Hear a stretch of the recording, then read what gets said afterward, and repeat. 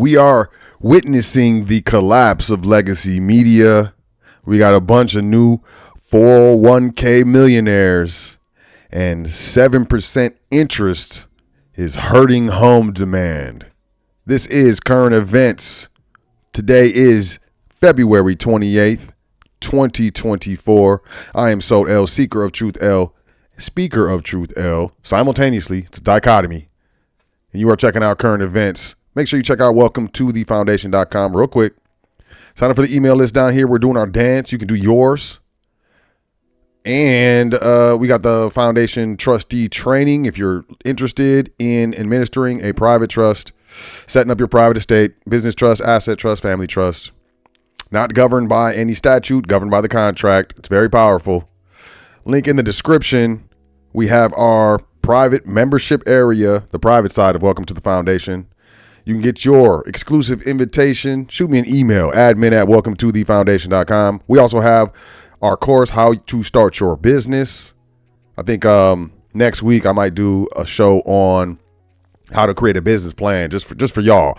But right now, it's $99.99. It's a hell of a deal. You should check that out. Last but not least, we have the Foundation magazine. We are in cybersecurity. We got to be cyber secure. We have a print edition, digital edition. You can do your dance. Let's jump in here. NATO countries scramble to deny ground troops will go into Ukraine after Moscow warns of inevitable conflict. This is CNBC. We're paying attention to this. We have multiple nuclear powers that are in conflict right now. France's suggestion that Ukraine's allies have not, quote, ruled out, end quote, sending ground troops into Ukraine has caused indignation and outrage in Russia. Moscow officials warned that it could provoke a direct conflict between Russia and NATO members. Eyebrows were raised Monday when French President Emmanuel Macron suggested that European heads of state and Western officials had discussed the possibility of sending their ground troops into war. Several European nations rode back on Macron's comments, saying they had no plans to send troops to Ukraine. Quote, there is no consensus today to officially, openly, and with endorsement send troops on the ground. But in terms of dynamics, nothing should be ruled out. We will do everything necessary to ensure that Russia cannot win this war. This, for me, this is disconcerting. This is something we're paying attention to. Like, as I said, we have multiple countries, multiple nuclear capable countries in a conflict right now. You know, on one side, you have the BRICS nations, ultimately. On the other side, you have NATO, the Western nations. This is not looking good, but we're gonna keep up on that. We'll keep you posted. Dow falls for a third straight day, loses more than 100 points as traders await fresh data. This is CNBC. So we have the Dow. The Dow is dropping. It's 3 days. I don't know if is that a correction? Is that a crash? But 114 points, dipped 0.2%. Wednesday is not a good day. This is a report ahead of the key inflation. I'm sorry. This is this is anticipation of the key inflation report. And most people are expecting inflation is not going anywhere, and that's going to drag down the markets. We have Reuters via Microsoft. Supply still matters why U.S. housing inflation relief may be short-lived. U.S. Federal Reserve officials say they are confident housing inflation will finally cool in coming months, a key and long-awaited component of their effort to control overall price increases and secure their turn to interest rate cuts. The real challenge on that front, however, may just be over the horizon when a pipeline of new apartments starts to run dry while the stock of single-family homes remains short. A recipe for future price pressure in a category accounting for about a third of the consumer price index. Though their 2% inflation target uses an index that is less sensitive to shelter costs, it is, and that's true, Fed officials still see housing and rent dynamics as important. Unresolved part of their inflation battle, one that could highlight one of the inherent tensions in today's tight credit policy stance. Fed officials acknowledge the difficulty of finding a rate setting that keeps overall demand in check without choking off supply of new homes and apartments. But some argue that policymakers already have leaned against the economy too hard. Quote, you think you can snap your fingers and housing can be created? The reality is that is not the case at all. End quote. This is Jay Libick, National Director of Multifamily Analytics for real estate data firm CoStar. After a surge of building boosted apartment supply, CoStar's data signals new unit volumes in sharp decline by early next year, falling to perhaps 50,000 or 60,000 per month versus the estimated 100,000 needed to keep pace with demand. Housing's not looking good, y'all. It's not looking. News outlets are collapsing as advertisers flock to social media platforms. It's a major implications for society. Social media companies are soaking up billions in advertising dollars that once flowed to legacy media companies, a trend that continues to accelerate despite an ever-growing mountain of evidence indicating the Silicon Valley titans govern their ballooning kingdoms with little regard for how their products negatively impact society. While the dramatic shift has empowered these companies, it has also simultaneously dealt massive blows to news organizations, most of which are struggling to survive as they see their one-time revenue source sour on their products in favor of tech platforms. Just 2 months into 2024, several news organizations are already collapsing in plain sight. The Messenger shuttered last month and already slimmed down. BuzzFeed announced it would slash 16% of its remaining staff, and Vice Media said it would lay off hundreds of employees and cease publishing on its website as it pivots to an entirely new business model. Over the last few years, the situation has grown more dire, with nearly every major news organization cutting their workforces to survive if they can. Hundreds of local outlets have not been so lucky, closing their doors as advertising dollars disappear. Listen, I think that has to do more with most people, including myself. I don't really look at, legacy media news. Of course, you can say, and that it would be true, that these are legacy news sources that I use to talk about current events. But I will tell you that I get news other places, and then I have to find them. I have to find them in legacy news sources. And sometimes you see during current events, I'll have some source that you've never heard of, some weird website, but it's the truth. Let's keep it moving. Sony to lay off 900 PlayStation employees. It won't stop. Bitcoin jumps above 60,000 for the first time since November 2021. If you're holding some Bitcoin, you're doing your dance.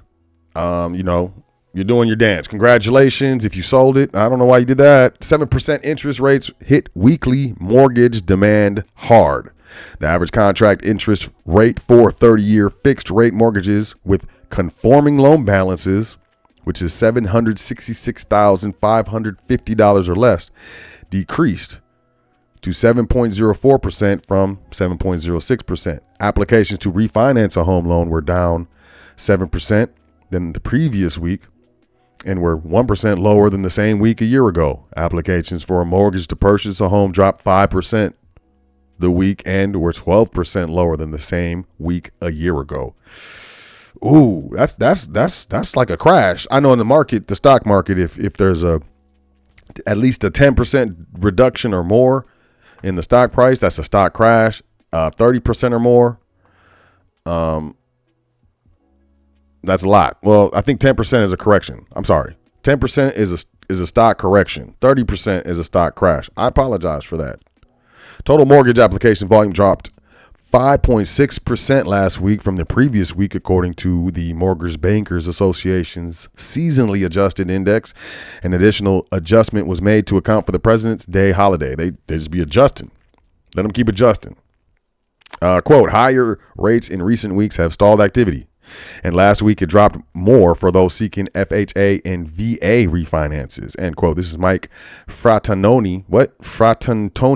Fratantoni, MBA's chief economist, in a release. FHA and VA loans are generally used by lower income borrowers because they have lower down payment requirements. So low income, if Low income, you're not even getting a house. Wendy's will test new menus that change prices throughout the day. They're going to change prices throughout. And guess what?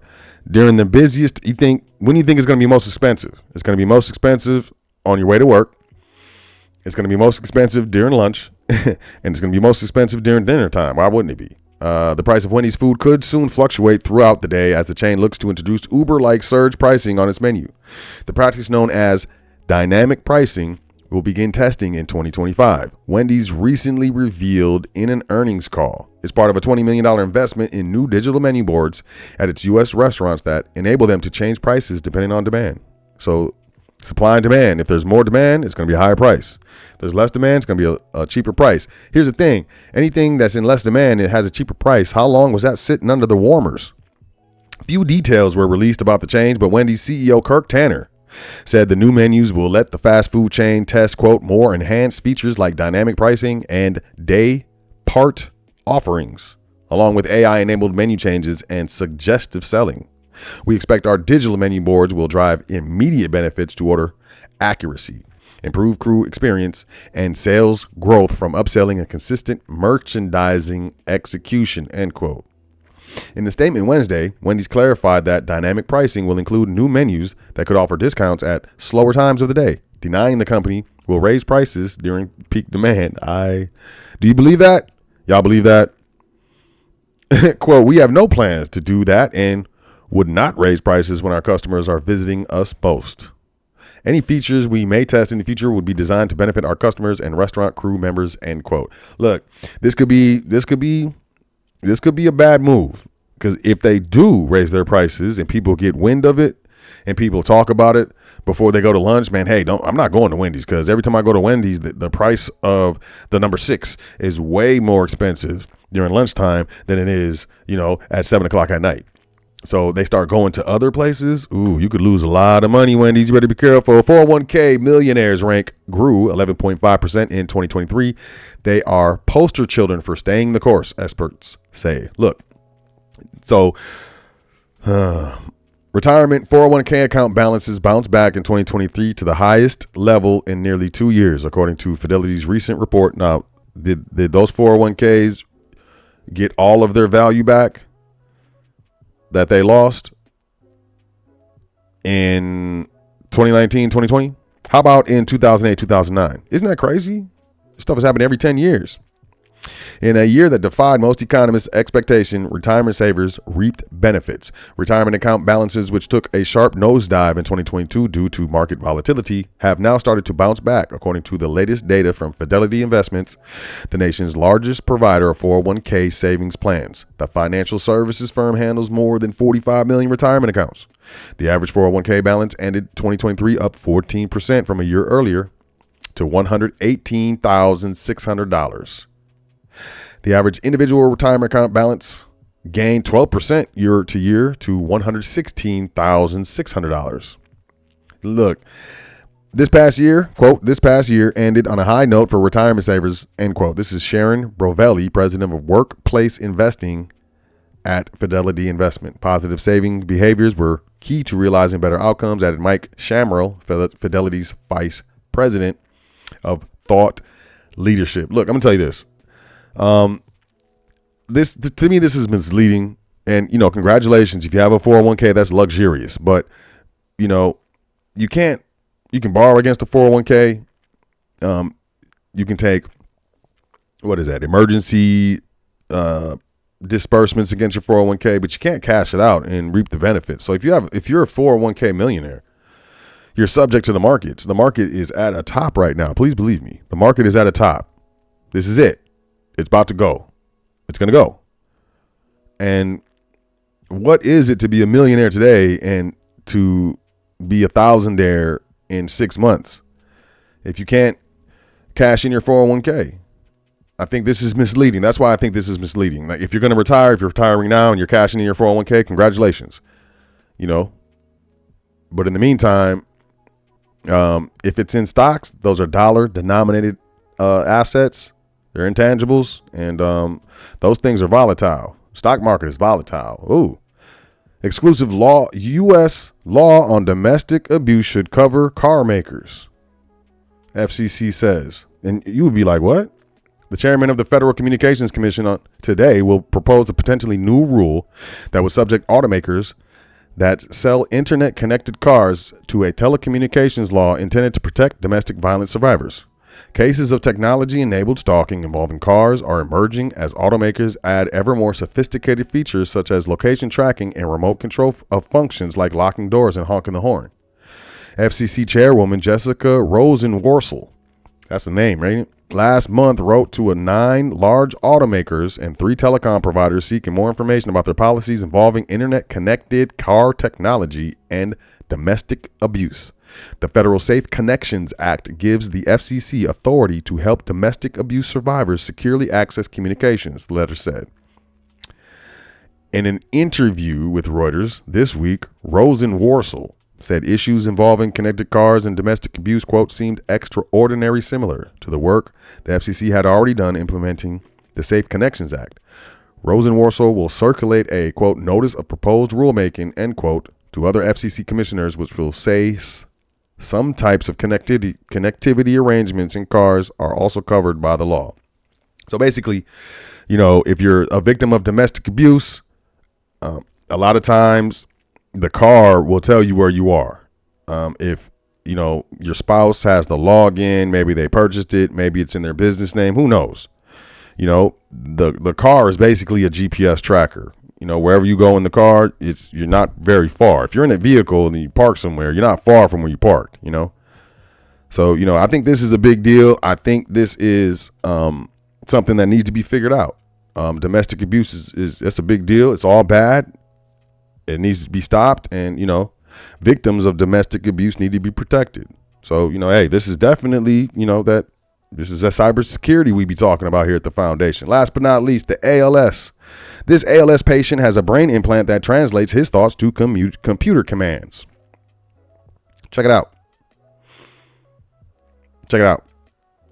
Staring at a computer screen, Mark focuses deeply, his arms resting by his side. His right index finger trembles ever so slightly on top of a pillow. And then an alert rings out of the screen. In front of him, a message to a caregiver that he needs assistance. Without ever clicking a mouse or touch screen, Mark selected this command on his computer simply using signals from his brain. Mark, whom CNN agreed to identify using only his first name for privacy reasons, has an implant inside his brain that is translating his neural activity to commands on a computer. Mark is only the 10th person in the world implanted with this particular type of brain-computer interface, or BCI. He's participating in a human trial with a company called Synchron and underwent the procedure in August after being diagnosed with amyotrophic lateral sclerosis, sometimes called ALS or Lou Gehrig's disease, in 2021. Okay, so y'all thought it was just Elon Musk, Neuralink? It's not. It's not. There are a lot of companies doing this. The implications of this are very significant.